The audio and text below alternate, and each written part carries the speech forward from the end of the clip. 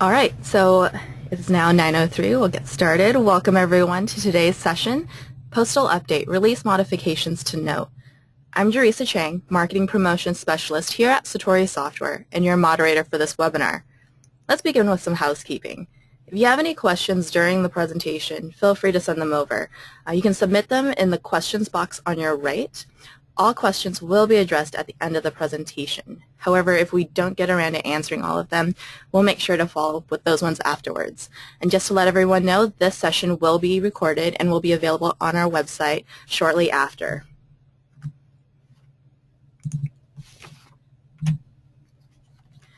All right, so joining us today is Bob Schimek, a Senior Director of Postal Affairs for Satori Software.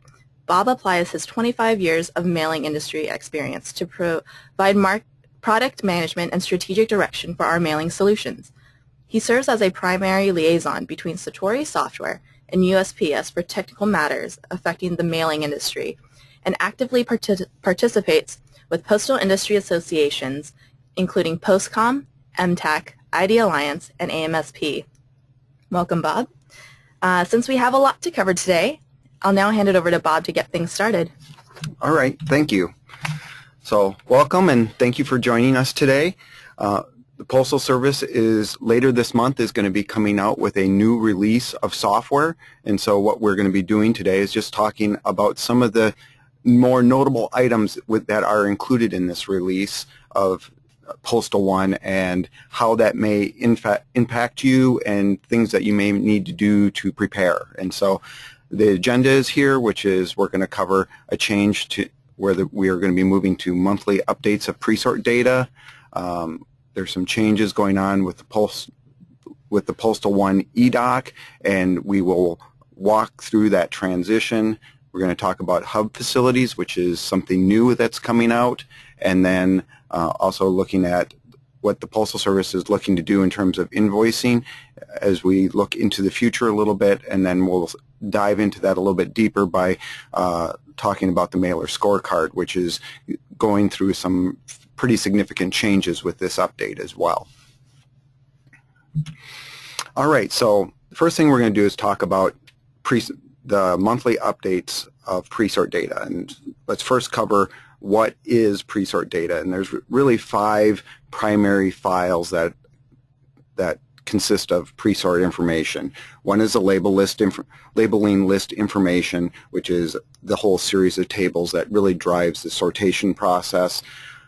There's the mail direction file that has all the information about the different postal facilities. There's the zone charts that are used for postage calculation. The delivery stats file, which is also used as a tool for determining qualification for high density rates, and then the city-state file is also used. The delivery stats file and the city-state file are technically considered address data files as opposed to Presort, but they are used by the Presort product. What the Postal Service is going to be doing is rolling out monthly updates, and you are going to be receiving the very first monthly update now. So the transition to monthly updates begins in September, and the September data gets published by the Postal Service on August 1st. And so the first month is a notification period. Following that 30-day notification period, then there's a 30-day transition window, and then once we go into that transition window, the data is good for a 2-month window of time. So if we look at the Postal Service's published schedule, you'll see that we are currently on row 5, which is where the Postal Service published the data on August 1st, and it becomes effective on September 1st. With the rollout of the monthly updates, the Postal Service and the vendors have worked together to agree that once the Postal Service publishes the data, the software vendors will have 5 working days to take the raw data, compress it into internal usable formats, and then make it available to you, the customers, to be able to begin using. If you look at this first schedule now, the data is just getting published now, and which is more than the 5 business days from the first of the month. The reason for that is that there was a problem found with the data that the Postal Service published on the 1st, and we had to wait several days on the Postal Service for them to publish corrected data that could be used. So the transition window is getting crunched a little bit on this first time, but the goal is that will smooth out as we move into the future. The other thing that I do want to call out is the arrow on the bottom of the screen, and that is what the Postal Service is defining as when a label list is officially expired. Right now, with the release of PostalOne that is being deployed, a label list is being determined to be expired based on when the mail is verified. So you submit the mailing to the Postal Service, you go through their verification process, and they accept the mailing. That is, as long as the label list is valid on that day, you're good.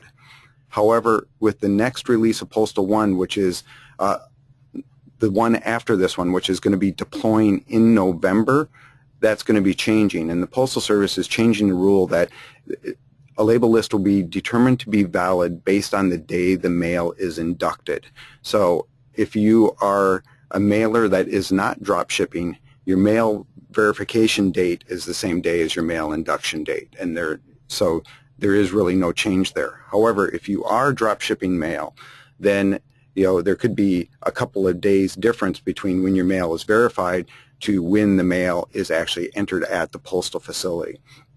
And so the PostalOne will begin validating based off of that induction day. So you're going to have to account for those several days of transportation and make sure that that label list is still active and current at the point that the mail shows up at the postal facility. I kind of touched on this, but we'll walk through it again. Any one data set is essentially going to have a 3-month window of life. There's a 30-day notification period, and then after we get through the notification period, there is 2 months where the label list is active, current, and available to be used. So the notification period is what the Postal Service is saying is you can begin using the label list as long as you don't enter that mailing until the label list is active. So if we look at the September data, the Postal Service published the September data on August 1st. That begins the 30-day notification period. The data has been now made available to you, and you can start working with it. However, if you use the September data, your mailing cannot be entered into the Postal Service until September 1st or after, because during the notification period, it's still not an active list. And then, but any mailings beyond September, so if you're running a pre-sort now for a job that isn't going to be going into the mailing until, let's say, September 7th or 8th, you could use that label list even though it's in the notification period.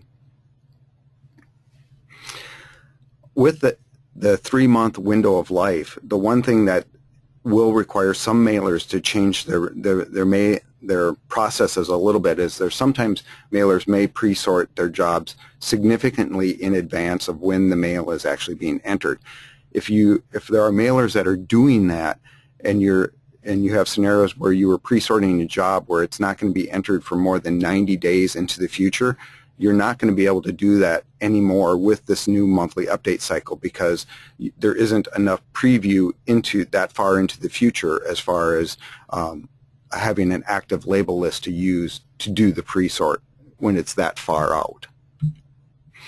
So this kind of gives you a graphical reference of what this is going to look like once we get into the monthly cycle. As we noted, the first monthly update has just been released. So let's take a look at the month of October. There will be 3 in any given month, we will have 3 different label lists in play. And so October is going to be the first one where this occurs. So we have in October the September data that will be expiring at the end of October. So in October, you could still be using September data and the September label list information as long as those jobs that you're pre-sorting are being entered before the end of the month. Also, we will have the October data that has just become current. You would be able to begin using that on October 1st, and that data set will be good for any jobs that are being entered in or being inducted in the months of October and November. And then also in October, there will be the publication of the November data. That November data will still be in the notification period, but if you're doing a pre-sort job that you're running in October that isn't going to get inducted until November or potentially December, you would be able to do that pre-sort job with that October data, even though it's still in the notification period. So this is a good example as if we're looking ahead to the holiday mailing season, and you're looking at jobs that you're going to be entering in December. You're not going to be able to really do any pre-sorts for them with these new rules until we get to the October data, until the October data becomes available. All right, so that covers the monthly updates of pre-sort data. If you have additional questions about that, we do have another web event that we did that discussed nothing else but the monthly updates. So it goes into much more detail. If you'd like to have more information, that is posted out on the Satori software website. All you have to do is go out there and pull it up, and that's available to you to listen to at any time. All right, now to talk a little bit about some of the transition of the new PostalOne release. There's 2 key dates to keep in mind as the Postal Service rolls out this new version of PostalOne. August 24th is when the Postal Service deploys the new software, and it is going to begin being used in production. Then September 7th is what the Postal Service refers to as their effective date. So that's when all the changes officially go into effect. So with this update of PostalOne, for example, there is a handful of price changes that were made. For example, priority mail prices were changed, and so all the changes associated with that go into effect on September 7th. With this new version of PostalOne, there's also a new version of electronic data or eDoc information that PostalOne will be supporting, and that is Mail.dat 14-2 and Mail XML 16. And so if we look at the transition window before August 24th, so right now what PostalOne supports is Mail.dat 13-1 and Mail.dat 14-1, and then also Mail XML 13 and Mail XML 15. When we get to August 24th and we hit the window between the 24th and September 7th, then the Postal Service is going to begin supporting Mail.dat 14-2, but if you submit a 14-2 in that window, it has to be for a mailing that is going to be mailed after September 7th. It has to be, otherwise PostalOne will not accept it. Also, at the beginning of that window, or August 24th to September 7th, is when the Postal Service begins phasing out their support of 13-1.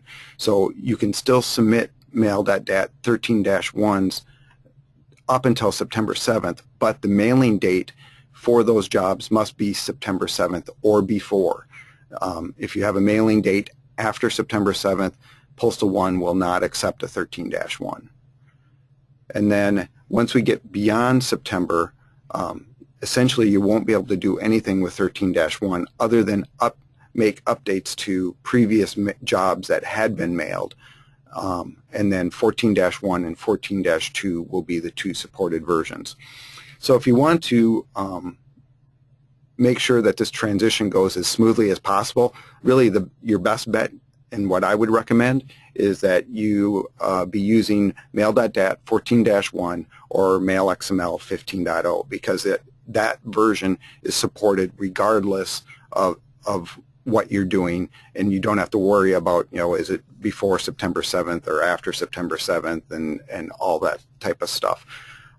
So if you're still creating 13-1s, it's highly recommended that you move to 14. You're going to have to move to 14-1, and then if once we get through the transition period and once we get beyond September 7th, then I would recommend, as you have time and availability, migrate to 14-2, because then that is really going to be kind of the new version that once we get to the next change in January, then we'll be likely switching again. Along with the new version of mail.dat that's rolling out, there's also a handful of other changes. As I noted, the effective date is September 7th for new prices, like for priority mail, but then there is also all new postage statements. Even though for some classes of mail there were no changes in the actual prices, the Postal Service has updated the statements, and so if you're doing electronic documentation and PostalOne is generating your postage statements, you're going to start seeing those new postage statements on September 7th. If you're still using paper postage statements, then September 7th is when you'll need the updated software that has been distributed to then start creating those new postage statements for September 7th and beyond. Also, one of the things that we've received a number of calls on since the Postal Service added this back in January, but on the postage statements they added a box for political and election mail. However, even though the box was on the postage statement, there was no electronic way to communicate that to the Postal Service in electronic documentation, so there wasn't an automated way to actually check it on the postage statement. And so since January, it's been the responsibility of the mail acceptance clerks that if you're doing political or election mail, that they would have to check the box. Now with this new version and this new release of PostalOne, that is supported, and so you will be able to automate that process and then be able to check the box. So hopefully that will take care of a handful of acceptance issues that have been popping up related to whether or not the box was checked appropriately. The Postal Service, with this new release of PostalOne, has also expanded their support of parcels, in that the Postal Service has the ability that if you submit a mail.dat, it can pull the correct information out of the mail.dat and create a shipping services file behind the scenes to help drive the parcel shipping services systems, because a lot of that PostalOne is kind of driven by mail.dat and mail XML. The parcel systems in the Postal Service are driven by the shipping services file. So the Postal Service behind the scenes has built a bridge from a mail.dat to a shipping services file. In the current release of PostalOne that's out in the field right now, it's only supported a subset of priority mail where it was able to do that. With this new release of PostalOne, essentially all the parcel capabilities are now supported. So no matter what type of parcel job you're doing, you could submit a mail.dat, and that will meet the requirements of providing a shipping services file. Also related to parcels, the Postal Service is upping the thresholds. So as you can see here, in January they established an initial set of thresholds that parcel mailers had to comply with. Now with this new release of PostalOne, those thresholds are being bumped up. You'll see that the unique trackable barcode's going from 98% to 99%, providing the zip +4 or the delivery address is going from 93% to 95%, and then you have to be using the shipping services file version 1.6 or higher for 95% of your jobs. Now, going back to the previous slide, this is where mail.dat also serves as providing the necessary information in lieu of the shipping services file.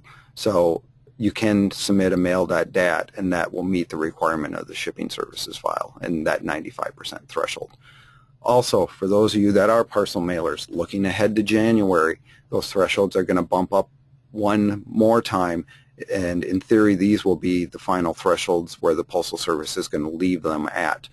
The key change there is the asterisk on the middle one, which is the 98%, where the Postal Service is actually going to go from requiring you to provide the zip +4 or the delivery address to providing the full 11 digits.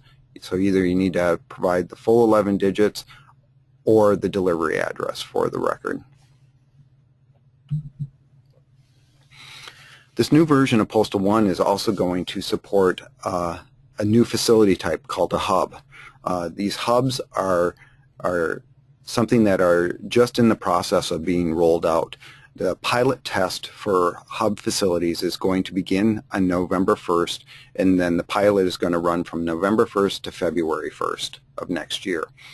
The Postal Service has identified 4 facilities that are going to be the initial pilot testers of being a hub, and those are listed there: Southern Connecticut, Southeastern Pennsylvania, Minnesota, Florida, and Rockford, Illinois. After we get through the pilot test and verify that everything is working correctly, then the Postal Service is going to roll out what they refer to as Phase 1 of hub facilities, and Phase 1 will include 43 facilities across the United States that will be considered hubs. These facilities are going to will start showing up in the mail direction files. Initially, it'll just be the 4 pilot facilities, but then as we get to February, then all 43 of those facilities will show up in the mail direction files. Hubs do not do any type of mail processing, but they do have direct transportation down to downstream area offices and downstream DDUs. Essentially, these hub facilities are the old SCFs that were part of the network consolidation. So, those SCFs, they're no longer an SCF processing facility. They don't have any machines there, but they still have, at some of those facilities, they still have transportation going from that facility down to other delivery units. And so for mailers that want to, they can enter the mail direct containers at a hub facility, and then they'll get cross-docked to the delivery unit, and will essentially, the benefit for mailers is expedited delivery. If you enter mail at a hub, you will earn a DSCF discount. There are some things that we need to be careful with, since there is only cross-dock operations that occur at these hub facilities. If the destination delivery unit that mail is ultimately going to, for example, let's say, does not have the ability to accept pallets, you would not be able to drop ship a pallet for that delivery unit at a hub, because that would require processing. That would have to go to the SCF, where they would actually break the pallet down into rolling stock to be able to get it ultimately to the DDU. Also, hub facilities are not going to be like SCFs and NDCs, where they're not going to have a wide range of operating hours. The hub facilities are likely going to have very restricted hours, which might create some logistical issues as far as if you are interested in dropping at a hub. You're going to have to be very careful about when the operating hours are, because if you show up outside of those, likely there is no one there to accept the mail. And then also for hub facilities, because there are no processing capabilities at those facilities, you cannot take FSS prepared mail there, because FSS mail needs to be sorted on the machine, on the FSS sorting machine, and that would all have to flow back upstream instead of being able to go directly to the DDU. So that's a little bit about the new hub facilities. You'll be starting to hear more about them as we get into the pilot. And again, the benefit for the mailer is, if you're choosing to do that, is going to be more timely delivery, because it's just a cross-dock operation and then it's at the DDU. The other thing is you will be able to, with being able to claim the DSCF discount, The other benefit is that if you have a hub that is, one of the hub facilities is closer to your printing facility than the SCF, you may be able to enter some of your mail there and still be able to get the DSCF discount. One other change that is coming that will go into effect in January is small mailers have, since the consolidation occurred, small mailers have had an exception where they could still take their mail to the old SCF facility and still claim the DSCF discount. In the last price change, they announced that the Postal Service is no longer going to allow that exception starting with the next price change. So January 2015, that exception for small local mailers is going to be going away. And so these hub facilities will help offset that, may help offset that a little bit, where instead of having to travel maybe 50, 70 miles to your SCF facility because it's so much further away now, you might have a hub that might be a little bit closer where you would be able to get the discount. The thing to keep in mind though is you're only going to get a DSCF discount on the mail that is served by the hub. All right, one of the other changes that is going to be it doesn't go into effect until January, but you're going to start seeing the changes with this new release of PostalOne, is that for those of you that are doing full service, the Postal Service is monitoring your quality, and there's a whole bunch of things that they are checking, and if you exceed certain thresholds, which are identified here, you could potentially end up losing your full service discount. And so right now, all these items, if you go out to your mailer scorecard, is something that you can see right now. The Postal Service, if you're doing full service mailings, the Postal Service is providing this feedback to you right now, and you can kind of see what you're at for errors and if you're exceeding thresholds. When we get to the January release of PostalOne, the Postal Service is saying that they are going to start invoicing in January. So if you exceed a threshold, the amount of mail that exceeds the threshold, you're going to lose the full service discount, and then once a month you will get an invoice from the Postal Service for the amount of mail that exceeded any of the thresholds. And so the first invoice will be generated in January, and it'll be based off of your December data. So really, all of this invoicing and watching the quality of your full service mailings is going to go into effect starting December 1st, and then run through the month of December, and then at the end of December, around the 10th of the following month is when the invoices will be generated. So that would be around January 10th. You would see potentially the first invoice if you exceed any of these items. With the new release of PostalOne, you are going to see a greatly expanded mailer scorecard. Before, if you go out and look at your mailer scorecard right now, it doesn't look like this. It's a much smaller screen, a lot fewer items, and it's only showing you those full service verifications that were on the previous slide. Those are the things that the Postal Service has been reporting on for quite a while, and this is where you actually go out and will be able to see that on the Business Customer Gateway. With the new release of PostalOne, they've added a whole bunch of additional data and metrics, and we're going to go through it. This is an eye chart. I've got a couple more slides where we're going to go through this in a little bit more detail to let you know what's on the scorecard and what you need to be concerned about. Right now, the items that are going to be invoiced for loss of full service discount are just the full service verifications that you can see here on the one screen. All the other items are new verifications that the Postal Service is implementing, but will not be invoicing in January, but it is likely that they will start invoicing on these other items at some future point to be determined.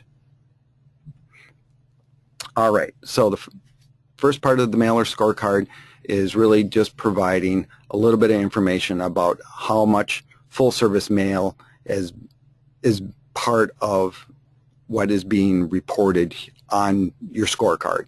So it's just kind of a high-level overview of here, for all your full-service mailings, here's the number of containers that you've had, here's the number of handling units, and number of full-service pieces that were all part of the electronic documentation and were part of the scorecard data that you are seeing.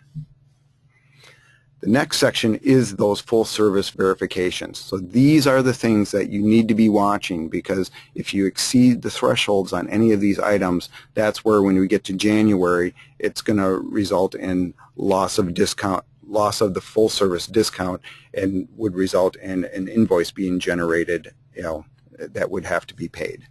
So this is really the area of the scorecard that you're going to need to focus on right now and make sure that those are good for those of you that are doing the full service mailings. The next one, now all the remaining items that are on the scorecard are new items that are currently not there. First one is the move update validations. The Postal Service is looking at making a change. Right now, the way the Postal Service checks compliance for move update is they use Merlin.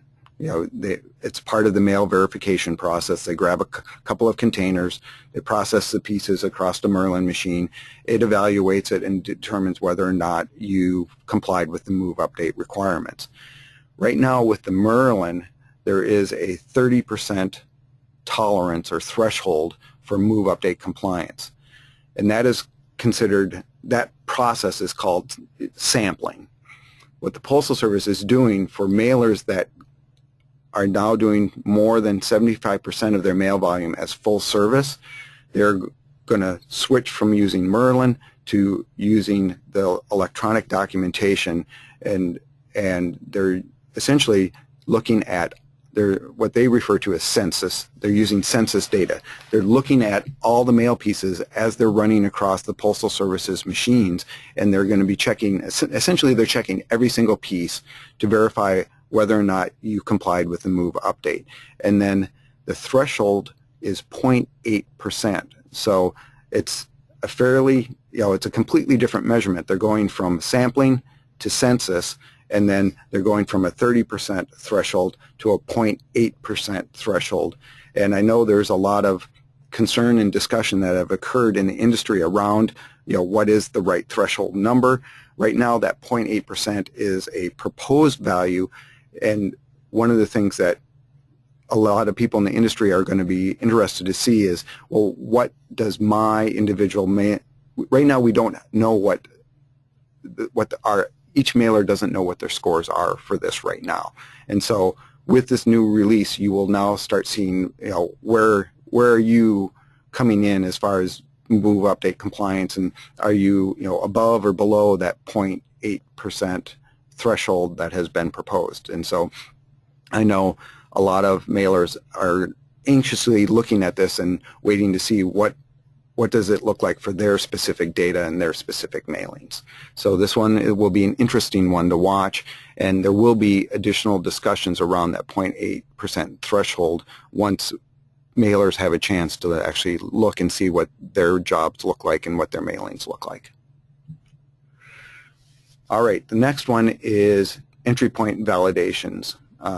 Again, for those that are moving more and more of their mail volume onto full service, when they exceed that 75% of all their mail is going full service, they're also looking at adding these additional checks for entry facility in the electronic documentation.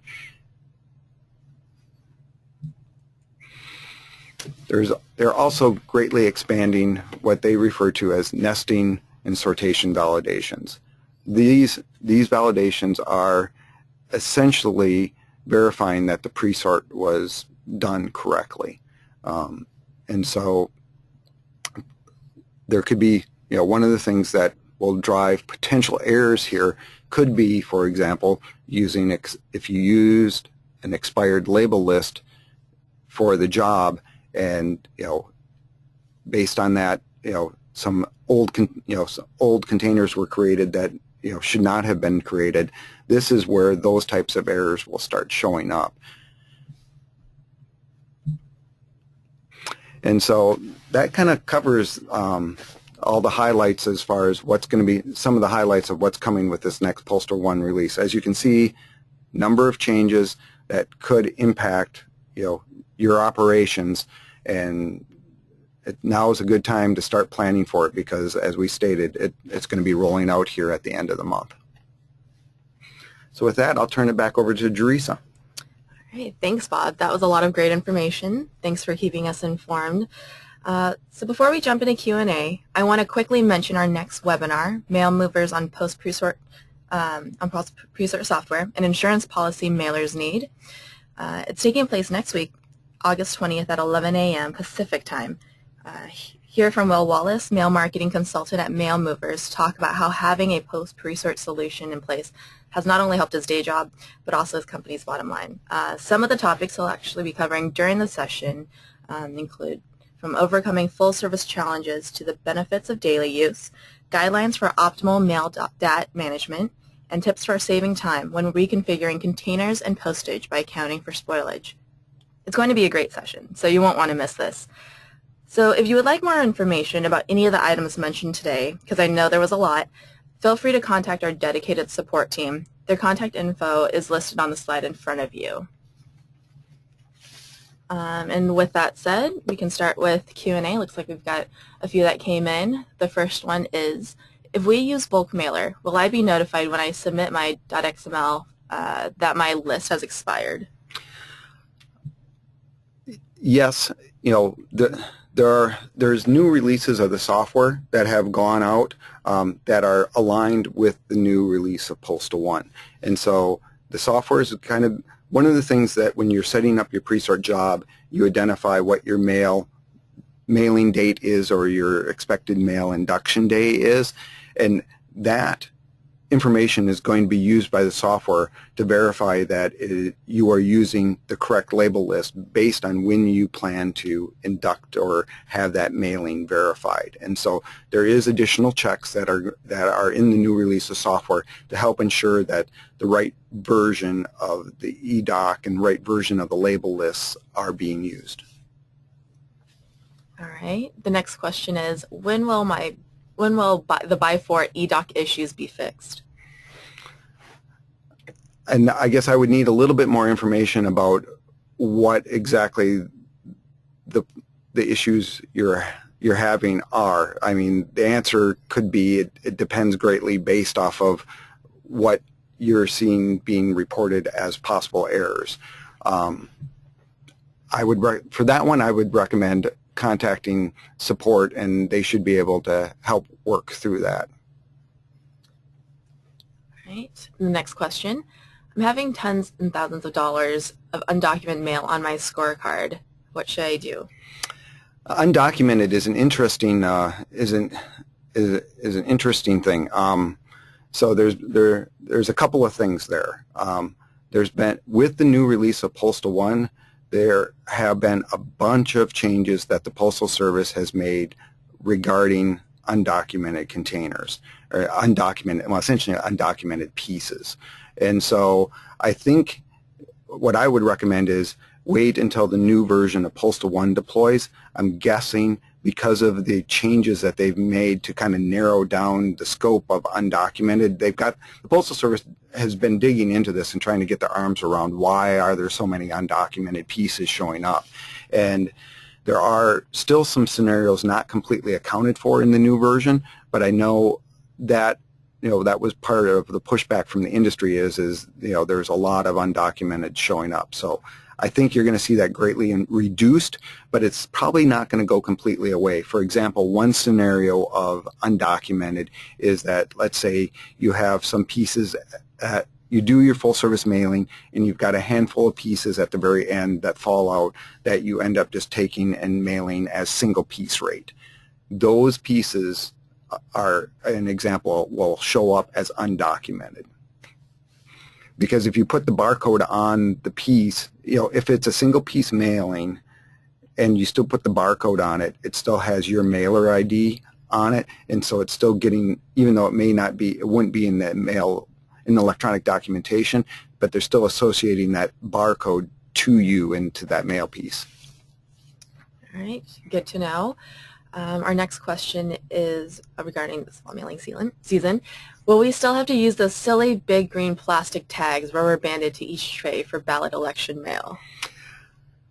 Yes, that hasn't changed. So yes, there are unique identifiers. There are two different tags that are used, and I forget what they're called. They've got specific numbers, but one is specific for election mail and one is specific for political mail. So yes, that will still be a requirement because that mail gets preferred treatment by the Postal Service because it is political and election mail. The one thing to keep in mind too is if you are mixing, for example, political mail with other mail or election mail with other mail, then you would not do that. The only time that the special identification applies is only when the mailing is 100% all political mail or 100% all election mail. If you have any type of mix of mailing going on, then you cannot identify it on the postage statement and you would not be using the special tags.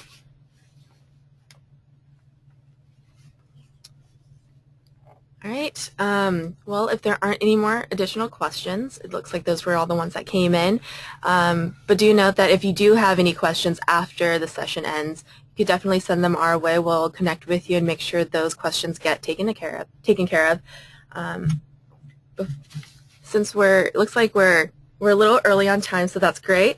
I do want to note a couple of things before we wrap up and send you on your way.